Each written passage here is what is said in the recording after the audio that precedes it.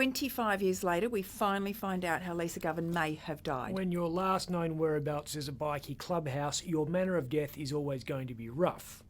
But this was particularly grisly even by the standards of the Club Darrow outlaw motorcycle gang. Lisa Govan disappeared one October morning in 1999 after partying with Club Darrow Andrew Edhouse and his mate Trevor Atkinson. Body never found, no charges laid. We knew that and a lot of other information about what happened to Lisa because we did a documentary about the case. Somebody thinks they've got away with murder. Police think Lisa Govan is dead. We all love you very, very much and want you back. It was the Wild West. There was bad people and really bad people. Do you know how Lisa Govan died? Yes, I do. Now, the last line in that promo is, do you know how Lisa died? And the answer given is yes. The bloke saying yes is a detective named Shane Russell. He was, until a couple of years ago, heading the cold case investigation into Lisa's suspected murder. And we wondered at the time, how could he know what happened? Yeah, nobody in handcuffs, right? So he couldn't have been that sure. Well, on Monday, in the West Australian Coroner's Court, we got the skinny. Andrew Edhouse, the court was told, stomped on Lisa's head while she lay on the floor of his gang's headquarters. Didn't just stomp on her, actually, he ran up to her body and jumped on her head. Just horrific. And we know this because he apparently did it in front of someone else. Yeah, a Kalgoorlie builder named Kevin Smith, who was at the clubhouse door at the time of the alleged crime. Smith, we're told, then got in his car and told his employee about what happened. That worker, Ross Kimberley Edwards, was about 26 at the time.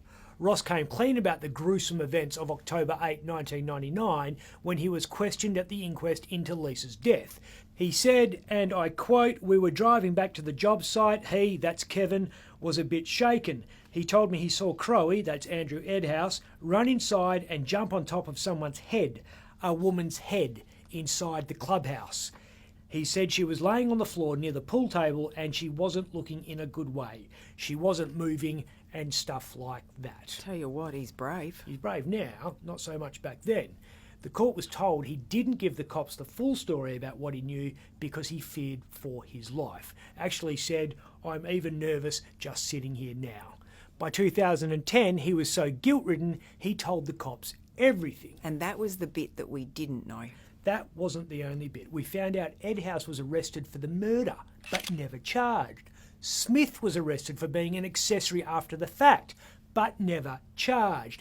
Atkinson, who the court was told was at the clubhouse bar when Edhouse killed Lisa, was arrested 3 times. But never charged. 5 arrests. Nobody in the dock. Who says the bikie code of silence doesn't work? If you're interested in finding out more about this case, and believe me, your jaws will drop when you hear about some of the things the bikies and the cops have been keeping secret, you can listen to the podcast. We'll run through the details each day of the inquest. Wherever you get your podcast. I'm Ben Harvey.